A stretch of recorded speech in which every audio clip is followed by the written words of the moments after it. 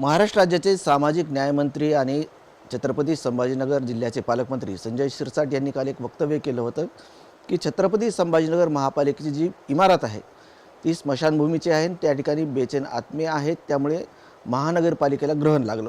आता याच विषयावर बोलण्यासाठी आपल्यासोबत छत्रपती संभाजीनगरचे तिसरे महापौर आणि सध्याचे आमदार प्रदीप जयस्वाल आहेत. सर, काल संजय शिरसाट यांनी जे वक्तव्य केलं की जी महापालिकेची जागा आहे ही जागा बेचैन आत्मे असतात आणि त्यामुळे महापालिकेला ग्रहण लागलं. खरं तर त्यावेळी जी जी इमारत तयार झाली महापालिकेची, त्या इमारती तयार होत होती त्यावेळेस तुम्ही महापौर होतात. नेमकी काय परिस्थिती, ती जागा स्मशानभूमीची होती, बेचैन आत्मे असतात, कारण खरंच ग्रहण लागलं होतं का महापालिकेला? मी 1990-91ला महापौर होतो आणि ती जागा महापालिकेची आहे. तिथे बाबा अकाउंट ऑफिसर महेंद्र खैरनार जे वारले त्यांची त्या ठिकाणी बसायची पूर्ण जागा होती. समोर एक छोटा झाड होता. ती महापालिकेची जागा आहे आणि महापालिकेच्या जागेमध्येच त्या बिल्डिंगचं बांधकाम करण्यात आलेलं आहे. आता कोणी काही म्हणत असेल तर त्यांना त्या काळामध्ये पालकमंत्री साहेबांना माहीत नसेल, पण त्या काळामध्ये मी महापौर होतो त्याच्यामुळं मला सर्व माहिती आहे. आणि त्यावेळेस खरं बिल्डिंग बांधायचं रिझन पण हा होता, कारण की आमचा सभागृह पाठीमागं होता, आम्हाला बसायला जागा नव्हती, म्हणून त्यासाठी त्या ठिकाणी बिल्डिंग बांधली, तिथं ऑफिस केलं आणि त्याबरोबर सभागृह गेला आणि ती महापालिकेच्या हद्दीत त्या ठिकाणी बांधण्यात आली. तरी आत्ता जर आपण ती महापालिकेची इमारत बघितली तर त्याच्या पाठीमागेच स्मशानभूमी आहे.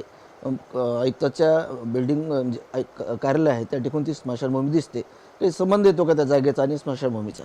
100% त्याचा काही संबंध येत नाही, कारण आम्ही यायच्या अगोदर स्मशानभूमी त्यामध्ये त्या ठिकाणी कब्रस्तान पहिल्यापासूनच होता.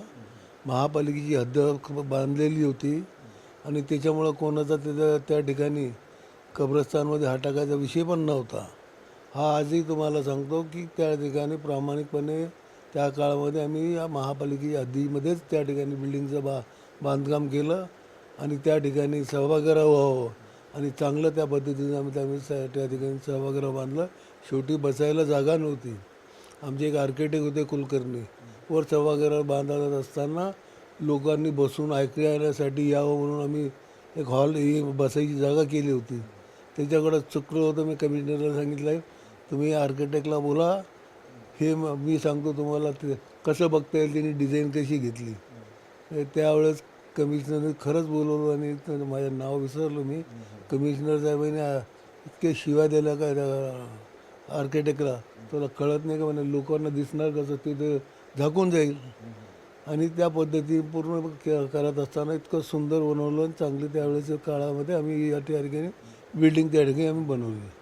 परंतु सामाजिक न्यायमंत्री संजय शिरसाट असं म्हटले की त्या ठिकाणी बेचैन आत्मे येतात. तुम्ही म्हणतात की ती स्मशानभूमीची जागा नाही किंवा नव्हती, परंतु त्या ठिकाणी बेचैन आत्मे आहेत आणि महापालिकेला ग्रहण लागलं.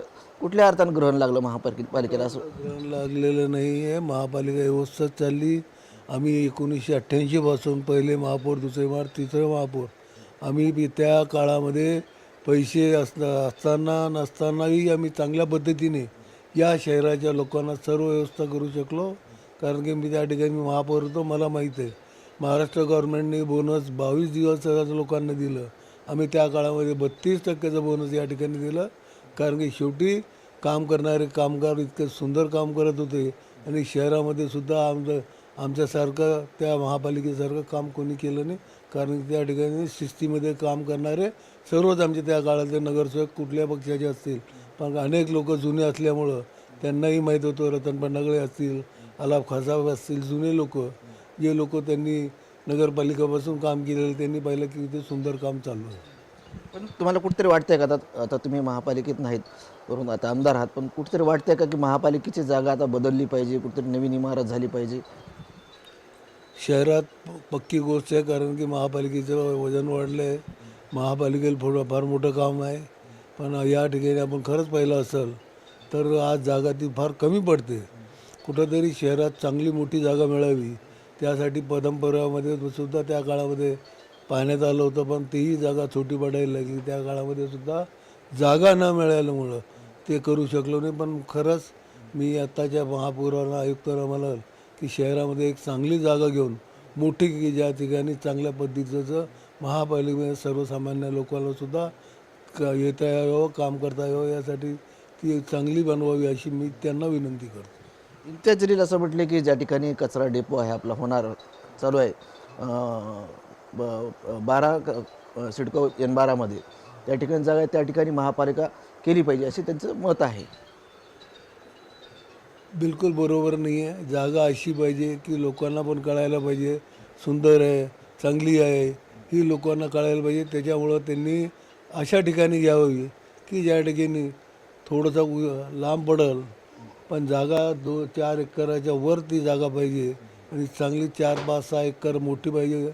आणि ती जागा आम्हाला वाटतं मिळाली तर जवळपास मिळणार आहे. थोडं लोकांना त्रास होईल जुन्या शहराच्या लोकांना, पण चांगली जागा मिळाली तर त्यांनाही आनंद वाटेल की चांगली महापालिका झाली, सर्व त्या ठिकाणी बसलेले आहे, आपल्याला लोकांना त्रास नाही. टॅक्स भरायचा असेल, हे भरायचं असेल तर त्यासाठी सर्व बर्थ सर्टिफिकेट घ्यायचं असेल हे सर्व त्यांना घेता येईल. अशा पद्धतीने मोठी जागा मिळाली तर त्या ठिकाणी महापौरांनी आणि आयुक्तांनी हे घ्यावं अशी त्यांना मी विनंती करतो. परंतु तुम्ही जे संजय शिरसाट यांनी वक्तव्य केलं आहे की त्या ठिकाणी बेचैन आत्मे आहेत किंवा ग्रहण लागले महापालिकेला, या गोष्टीचं खंडन करताय का? 100% काय तिथं ते असतं तर माझ्यासारखा म्हणून आज कुठं गेला तिथं पाहिलं तर तुम्ही पाहिलं महापालिकेचा आज पैसा येत नाही का? आज महापालिका त्याच्या माध्यमातून काम करत नाही का? आपण पाहिलं असेल आता जी श्रीकांत गेले त्यावेळेस पाहिलं शहराला किती पैसा मिळाला, किती वरून पैसे मिळाले, कामं केले. आम्ही त्या काळामध्ये मी 90ला किती कामं केली मला माहीत आहे.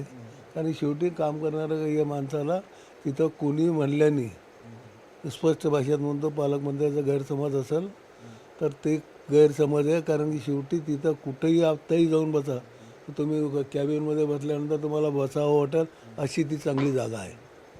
नक्कीच होते शिवसेनेचे आमदार प्रदीप जयस्वाल आणि त्या काळचे ज्यावेळी इमारत महापालिकेची इमारत बांधल्या गेली त्यावेळेसचे महापौर म्हणजे तिसरे महापौर त्यांनी जे संजय शिरसाट यांनी वक्तव्य केले की त्या ठिकाणी बेचैन आत्मे आहेत आणि महापालिकेला ग्रहण लागलेत, या गोष्टीचं प्रदीप जयस्वाल यांनी खंडन केले. कॅमेरामन अमित आडेसह संजय सर्वोदय TV9 मराठी, छत्रपती संभाजीनगर.